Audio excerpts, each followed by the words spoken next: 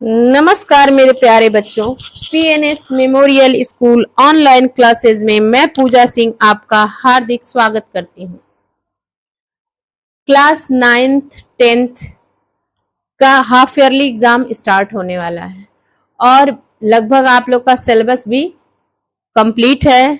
आप लोग का व्याकरण खत्म हो चुका है, लेकिन अनुष्का सिंह क्लास 9th और भी बहुत सारे बच्चों ने पूछा मैम छंद, ये जो दोहा और चौपाई क्या होता है। और एक क्वेश्चन और था, आप लोग को तद्भव और तत्सम जानना था। तो पहले छंद की वीडियो बनाती हूँ, फिर तद्भव और तत्सम की भी बनाऊंगी। ठीक है, तो है तो आप लोग में दोहा और चौपाई, जो बहुत ही आसान तरीके से मैं बताऊंगी।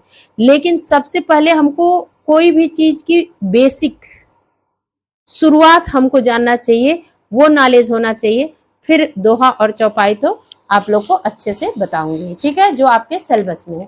तो चलो चलते हैं, सबसे पहले छंद समझते हैं। छंद क्या होता है? छंद का शाब्दिक अर्थ बंधन होता है और छंद का आह्लाद करना, प्रसन्नचित करना भी, खुशी देना भी होता है। ठीक ना। और छंद काव्य के प्रवाह को लय युक्त बनाता है। कैसा? लय में लाता है, गेय पद में बदल जाएगा। फिर लय युक्त लाता है, संगीतात्मक, सुव्यवस्थित और नियोजित करता है। ठीक। और छंद शब्द का सर्वप्रथम प्रयोग कहाँ मिलता है? उल्लेख ऋग्वेद में। और छंद शास्त्र के प्रणेता आचार्य पिंगल को माना जाता है, इसलिए छंद को पिंगल शास्त्र भी कहते हैं। ठीक है बच्चों। अब छंद के प्रकार देखो, छंद 3 प्रकार के होते हैं, वार्णिक छंद, मात्रिक छंद और एक आप लोग को यहाँ पे मैं नोट डाउन नहीं करवा रही हूँ, मुक्तक छंद, जो आपके काम की नहीं है। हाँ, अगर कोई ऐसा वीडियो देख रहा होगा जो टीजीटी पीजीटी के लिए, तो उसके लिए है मुक्तक छंद, जो निराला जी की जूही की कली, ऐसे बहुत सारे मुक्तक छंद हैं। तो अभी आप लोग को वर्णिक से भी नहीं मतलब है, आप लोग को मात्रिक, क्योंकि देखिए दोहा और चौपाई आप में क्लास 9th में है और सोरठा और रोला किसमें है? 10th में, मात्रिक छंद। तो ये क्लास 10th के लिए जिसका है उसको बस मात्रिक छंद से ही मतलब है। तो वार्णिक छंद इसलिए जान लो कि जिन छंदों में केवल वर्णों की गणना की जाती है। किसकी गणना की जाती है? वर्णों की। तो वो क्या होता है? वार्णिक छंद हो जाता है। ठीक है। और मात्रिक छंद में जिन छंदों में केवल मात्राओं की गणना होती है, ठीक, वो मात्रिक छंद कहलाता है, जिसमें दोहा, सोरठा, रोला, चौपाई आता है। अब हम लोग छंद के अंग की तरफ चलते हैं। ठीक ना। जो छंद के अंग है ना बच्चों, इसमें पाद आता है, मात्रा और वर्ण आता है, और जो पाद में ही चरण भी आता है। ठीक है। संख्या और क्रम आता है, गढ़ आता है, गति आता है, यति और विराम आता है, तुक आता है। यहाँ पाद और चरण लिख लेना। चरण मतलब दोनों एक ही है, पाद और चरण, लेकिन लिखना चरण भी लिख लेना। मैं अपने हैंड रिटन नोट्स बनाए हूँ, इसमें चरण लिखना भूल गई हूँ। ठीक है। अब हम लोग कैसे मात्रा की गणना करेंगे। चरण और पाद भी अभी बताती हूँ कि किसे कहते हैं। फिर मात्रा और वर्ण कैसे, और संख्या कैसे ज्ञात करते हैं, गढ़, यति और विराम जो है तुक, ये किसे कहते हैं। ठीक ना। सबसे पहले हम लोग जान लेते हैं पाद या चरण किसे कहते हैं। देखो, पाद या चरण, सबसे पहले कही हूं कि पाद या चरण जान लेते हैं। तो देखो, इसमें 4 चरण है। दोहा में कितने चरण? 4 चरण। रहीमन पानी राखिए, बिन पानी सब सून, अब पानी गए न उबरे, मोती मानुष चून। तो 1 2 3 4, 4 चरण हुए ना। तो अब आप लोग चरण जान लीजिए। चरण जान गए, 1 चरण, 2 3 1 4। ठीक है। अब चलते हैं हम लोग नेक्स्ट। अब देखो, पाद या चरण हो गया ना। अब मात्रा और वर्ण पे। ठीक है। तो मात्रा कैसे, हम मात्रा की गणना कैसे करते हैं, कैसे जानेंगे कि ये मात्रा ह्रस्व स्वर है, कौन सा दीर्घ स्वर है, इसको प्रदर्शित कैसे लघु गुरु से करते हैं। ठीक ना। अब वो बताती हूँ आप लोग को, ध्यान से सुनिएगा। देखो, लघु या ह्रस्व स्वर, ये मात्रा और वर्ण से कैसे गिनती होती है, कैसे मात्रा जानोगे कि कैसे इसकी गिनती करोगे आप लोग। तो लघु या ह्रस्व स्वर इसमें होता है दीर्घ या गुरु स्वर। दीर्घ को ही गुरु कहते हैं, गुरु को दीर्घ कहते हैं, लघु ह्रस्व, ह्रस्व लघु। ठीक है। अब देखो अ ई उ री तथा चंद्र बिंदु को लघु स्वर कहते हैं और ये एक मात्रा की गणना। ये जहां रहेगा आप जान जाओगे कि एक मात्रा है, अ ई उ री और चंद्र बिंदु। ठीक है। और इसको जो इंग्लिश का आई लिखा जाता है ना वैसे प्रदर्शित करते हैं। तो अब जान लो कि जहां पर छोटा मात्रा मतलब आ नहीं, ई छोटी, छोटा ओ, री, ए और ये जो आपका क्या है चंद्र बिंदु, ये रहेगा तो क्या जान जाओगे क्या है, लघु या ह्रस्व स्वर है। अब दीर्घ स्वर जान लो, आ ई उ री ए ओ औ। ठीक है। तथा अंग अह को गुरु स्वर कहते हैं। ठीक ना। इसमें ए नहीं करना, तुम लोग ए कट कर देना और करते हैं। ठीक है। अब उसके बाद देखो अब इसको दो मात्रा की गणना, जहां पर आ जाए, बड़ी आ जाए, बड़ा उ री ए ओ आए और अंग अह आ जाए। ठीक है। ये गुरु स्वर में आ जाएगा। इसकी मात्रा 2 मानी जाएगी। और प्रदर्शित कैसे किया जाता है, यस, अंग्रेजी के यस वर्ण, यस चिन्ह जो होता है ना ऐसे प्रदर्शित किया जाता है। असंयुक्त वर्ण के पहले लघु वर्ण गुरु होता है। अब ये कैसे, ये सबसे इंपॉर्टेंट आप लोग का ये संयुक्त वर्ण वाला कंफ्यूजन वाला है। इसके लिए आप लोग को वीडियो पॉज करके लिखना पड़ेगा और सभी लोग शिवांग देखो बच्चों, इसके लिए ही संयुक्ताक्षर को ही आप लोग को समझना सबसे ज्यादा जरूरी है। देखो संयुक्ताक्षर के आरंभ में यदि आधा वर्ण हो तो उसकी मात्रा नहीं गिनी जाती है। जैसे अब व्यवहार लिखा रहेगा। ठीक है। तो यहाँ पे आधा व यह है तो ये यहाँ पर एक ही मात्रा की गिनती होगी, एक यहाँ पे। ठीक। वह एक, ये यहाँ पर गुरु। ठीक। और ये तो यहाँ पे देखो कितने अक्षर हैं, 1 2 3 4 और ये नहीं काउंट होगा। ठीक। तो सबसे ज्यादा इंपॉर्टेंट यही है आप लोग का कि जो संयुक्ताक्षर के आरंभ में यदि आधा वर्ण हो तो उसमें उसकी मात्रा नहीं गिनी जाती, किसकी, आधा व य की। ठीक। अब दूसरी क्या कंफ्यूजन है, यहाँ पे आप लोग को वीडियो रोक के ये लिख के नोट करके अपनी कॉपी में और मुझे दिखाओगे तुम लोग। ठीक है। अब देखो दूसरी कंफ्यूजन क्या है, सबसे बड़ी होती है कि यदि किसी शब्द के बीच या अंत में संयुक्ताक्षर आता है तो संयुक्ताक्षर के पहले वाला वर्ण गुरु माना जाता है। अब ये देखो ये भी बहुत ही कंफ्यूजन होता है। जैसे रक्त आ गया, भक्त आ गया, तो अब इसमें भ और इसमें र, ये गुरु माना जाएगा। ठीक ना। अब ये चीजें याद करनी पड़ेगी, ये 3-4 पॉइंट बस याद करना रहेगा और कुछ नहीं करना रहेगा आप लोग को।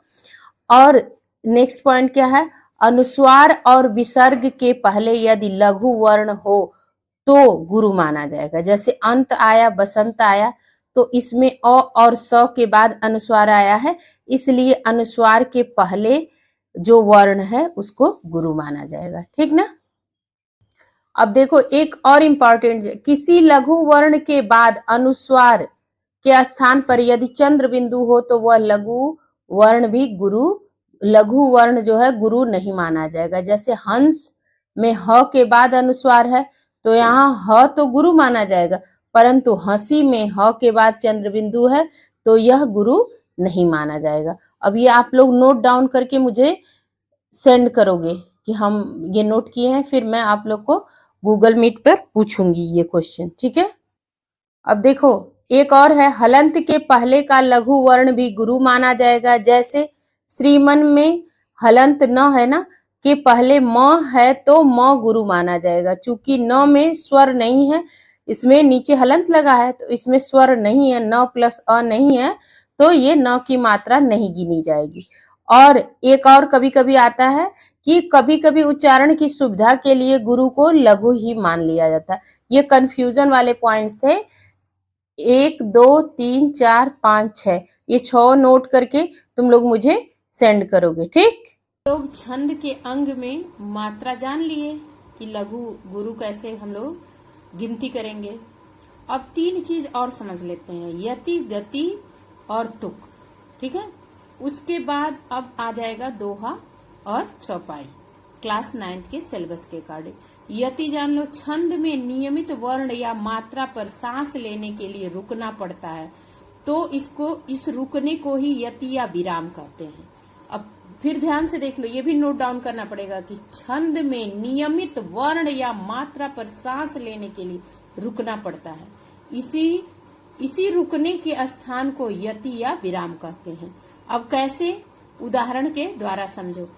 जैसे हम ये पढ़ रहे हैं कि रहीमन पानी राखिए, बिन पानी सब सून।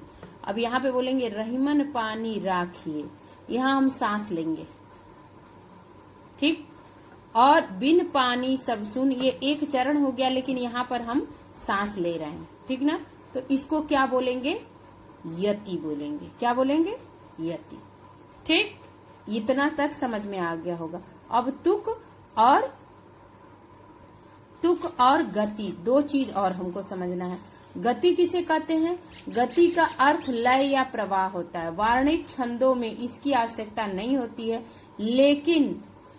लेकिन मात्रिक छंदों में इसकी आवश्यकता होती है। कैसे, गति का लय का प्रवाह का क्या मतलब है, जैसे तुम है कि मंगल भवन अमंगल हारी, या फिर यही बोलो कि पवन तनय संकट हरण, मंगल मूर्ति रूप, राम लखन सीता सहित, हृदय बसहि सुरभूप। तो अब इसको अगर थोड़ा सा लय में गति में गाएंगे तो कहेंगे पवन तनय संकट हरण, मंगल मूर्ति रूप, राम लखन सीता सहित, हृदय बसहि सुरभूप। तो यहाँ गति या लय में किए तो इसको गति कहते हैं। तो अब आप लोग क्या क्या समझ लिए, गति, यति। अब तुक पे चलते हैं। अब देखो तुक क्या है कि चरणों के अंत में एक जैसे वर्णों की आवृत्ति को तुक कहते हैं। अब इसके बाद तुम लोग यति, गति, तुक, चरण, पाद, ये सब शब्द आएगा जब ना, तो अब तुम लोग को कोई भी दुविधा नहीं रहेगी, मन में कोई ये विचार नहीं आएगा कि तुक क्या होता है, ये फिर गति क्या होती है, यति क्या होती है, ये मात्रा क्या होता है, ह्रस्व स्वर क्या होता है, लघु स्वर क्या होता है। ये एक एक पॉइंट में एकदम लिख के क्लियर की हूँ आप लोग के लिए, ठीक है। तो तुक क्या होता है, चरणों के अंत में एक जैसे वर्णों की आवृत्ति हो तो उसे तुक कहते हैं। संस्कृत छंद में तुक का महत्व नहीं है, लेकिन तुक ही छंद का प्राण है। कैसे, अब इसको भी हम लोग एक उदाहरण से समझें। जैसे रहीमन पानी राखिए, बिन पानी सब सून, अब पानी गए न उबरे, मोती मानुष चून। अब देखो सून चून एक जैसा आया ना, तो इसे तुक बोलेंगे, ठीक। अब आप लोग तुक भी समझ लिए, यति, गति। और अब लास्ट पॉइंट हमारा बचा हुआ है, जो अब चलते हैं उसके तरफ। लास्ट पॉइंट हमारा है गढ़, समूह। 3 मात्रिक वर्णों के समूह को ही गढ़ कहते हैं। गढ़ों की संख्या 8 होती है। इनके नाम और तीनों वर्णों के आदि, मध्य और अंत में कहाँ लघु और कहाँ दीर्घ होगा, इसे समझने के लिए एक ट्रिक पे चलते हैं। आंखें बंद करो और ट्रिक हाजिर। देखो ट्रिक क्या है कि य माता राजभान सलगा, य माता राजभान सलगा। अब देखो इसमें ट्रिक क्या है, यगड़, य से यगड़, म से मगड़, त से तगड़, र से रगड़, ज से जगड़, भ से भगड़, न से नगड़, स से सगड़। और ये ट्रिक बनाने के लिए है कि यमाता राजभान सलगा। अब ये मात्रा की गिनती है। अब इसको ऐसे देखे रहो तुम लोग, नोट डाउन किए रहो। फिर जब नहीं समझ में आएगा तो मैं यहाँ लिख के रखी हूँ, आप लोगों को खूब अच्छे से समझाऊंगी कि यगड़ में क्या होता है, मगड़ में क्या होता है, तगड़ में क्या होता है, रगड़ में क्या होता है, जगड़ में क्या होता है, भगड़ में क्या होता है, नगड़ में क्या होता है, सगड़ में। लेकिन अब हम लोग चलते हैं क्लास 9th के सिलेबस की तरफ। ठीक है, देखो क्लास 9th के बच्चों, अब तक तो हम छंद की बेसिक जानकारी समझ रहे थे। अब हम लोग, आप लोग के में दोहा है ना, दोहा, अब पहले लिखो तुम लोग कि यह मात्रिक अर्ध सम छंद है। इस छंद के विषम चरणों में 13-13 मात्राएं और सम चरणों में 11-11 मात्राएं होती हैं। यति चरण के अंत में होता है, सम चरणों के अंत में क्या होता है, लघु होता है। ठीक ना। तो अब आप लोग देखो दोहा कहते किसे हैं, और सम चरण विषम चरण, दो चीज और आप लोग के लिए आ गया कि सम चरण किसे कहते हैं। तो जो सम चरण है, ठीक, वो आप लोग का दूसरा, सम चरण और विषम चरण जान लो। देखो पहला और तीसरा चरण विषम और दूसरा और चौथा सम चरण होता है, और यति चरण के अंत में होती है। असम चरणों के अंत में लघु होना ही होना चाहिए। लघु मात्रा, लघु मात्रा कैसे, ऐसे देते हैं, ठीक ना। और सम चरणों में तुक होनी चाहिए। सम चरणों में क्या होनी चाहिए, तुक, नोट डाउन कर लो। और विषम चरणों के अंत में जगड़ नहीं होना चाहिए। क्या होना चाहिए, जगड़ नहीं होना चाहिए, ठीक ना। अब सबसे ज्यादा जरूरी है उदाहरण से समझना। ठीक, देखो दोहा का उदाहरण पहले लिखो तुम लोग, जैसे मैं लिखी हूं ना वैसे ही लिखो, फिर मात्रा की गिनती सिखाती हूँ। लिख लो, रहीमन पानी राखिए, बिन पानी सब सून, अब पानी गए न उबरे, मोती मानुष चून। अब देखो इसमें क्या है कि मात्रिक अर्ध सम छंद है, ठीक ना, क्योंकि बराबर मात्राएं नहीं है, कहीं 13 है तो कहीं 11 है, तो इसलिए ये अर्ध सम है। जब 13-13 है, यहाँ एक जैसा दिख रहा है, 11-11, तो अर्ध सम है। और इसके विषम चरणों में 13-13 मात्राएं, तो विषम चरण कौन कौन सा हो गया, पहला और तीसरा विषम चरण हो गया। क्या हो गया, पहला और तीसरा विषम चरण। और सम चरण कौन सा हो गया, दूसरा और चौथा। इसको दूसरा और चौथा को सम चरण बोलते हैं, पहला और तीसरा को विषम। तो अब याद हो गया कि दोहा में पहले या विषम चरण मतलब पहले और तीसरे में 13-13 मात्रा रहेगी, और सम चरण यानी कि दूसरे और चौथे में 11-11। अब देखो मात्रा गिनोगे कैसे तुम लोग। लिखा है रहीमन पानी राखिए, तो र एक मात्रा लघु। अब ह पे छोटी की, आप लोग को बताए हो मात्रा गिनने में कि छोटी रहेगी तो क्या करोगे कि लघु रहेगा, म लघु न लघु। तो यहाँ 1 2 3 4 4 मात्रा हुआ ना। अब देखो पानी राखिए, पानी ये आ की मात्रा है ना, तो आ की मात्रा है तो यहाँ पर गुरु हो गया। नी बड़ी की मात्रा है, गुरु हो गया। राखिए गुरु हो गया, रा तो गुरु। अब यहाँ छोटी ई है तो लघु, और ये ए है तो गुरु। अब राखिए, रहीमन पानी राखिए, तो अब गिनो 1 2 3 4 5 6 7 8 9 10 11 12 13। बतायो ना कि ये एक गिनती होगी, ये 2, ये एक मात्रा है, ये 2 मात्रा है। चिन्ह जान लो, इंग्लिश का आई और इंग्लिश का एस। ठीक, अब यहाँ पे गिन लो, बिन पानी सब सून, तो बिन छोटी ही तो 1 1 हो गया, न 2 मात्रा, और यहाँ दोनों आ और बड़ी ही है तो 2, तो 2 2 4 2 6 1 7 8 9 10 11 11। अब आप लोग कर लोगे। अब और उदाहरण देख लेते हैं। देखो एक और उदाहरण, श्री गुरु चरण सरोज रज, निजमन मुकुर सुधार, अबर्णव रघुबर विमल जस, जो दायक फलचार। 4 चरण कैसे करोगे, श्री गुरु चरण सरोज रज, निजमन मुकुर सुधार, फिर तीसरा चरण वर्णव रघुबर विमल जस, जो दायक फलचार। सबका होमवर्क है कि सब लोग 4-4 लाइन में 4 चरण में लिख के मात्रा गिन के और व्हाट्सएप पे मुझे सेंड करोगे। ओके, सारे क्लास 9th के बच्चे। ठीक, अब अगले उदाहरण पे चलते हैं। देखो एक और उदाहरण है दोहा का। पवन तनय संकट हरण, मंगल मूर्ति रूप, राम लखन सीता सहित, हृदय बसहु सुरभूप। देखो रूप भूप आया है ना। अब मात्रा गिन लो, 1 2 3 4 5 6 और 7 8 9 10 11 12 13। तो पहले में कितना आना चाहिए? 13। तो यहाँ पर 13 लिख लो। अब यहाँ पे अंक की मात्रा है, इसलिए ध्यान देना तुम लोग कि अंक के पहले मैं लिखवाई हूँ। जो कंफ्यूजन वाले पॉइंट है वो सारे लिख के याद रख लेना। अब 13। अब क्या आना चाहिए यहाँ पर? 2 1 3 4 5 6 7 8 9 10।